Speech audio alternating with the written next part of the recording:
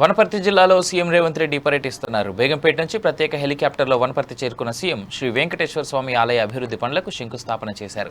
అలాగే స్థానిక జెడ్పీ పాఠశాలలో చిన్ననాటి స్నేహితులను కలిశారు. అనంతరం పార్టీ ముఖ్య నేతలతో సమావేశమయ్యారు. వనపర్తిలో స్వయం ఉపాధి పథకాన్ని సీఎం ప్రారంభించారు.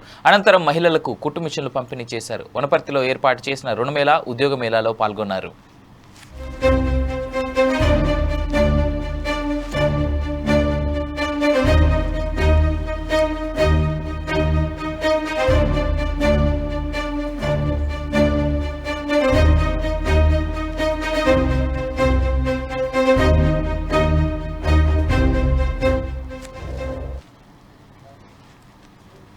అలాగే కాశీం నగర్ ఎత్తిపోతల పథకానికి శంకుస్థాపన చేశారు. వనపర్తిలోనే విద్యాభ్యాసం చేసిన సీఎం రేవంత్ విద్యాభ్యాసం సమయంలో పార్వతమ్మ ఇంట్లో అద్దెకు ఉండేవారు.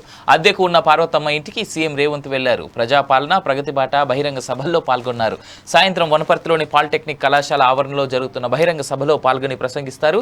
సాయంత్రం వనపర్తి నుంచి హైదరాబాద్కు బయలుదేరి వెళ్లనున్నారు సీఎం.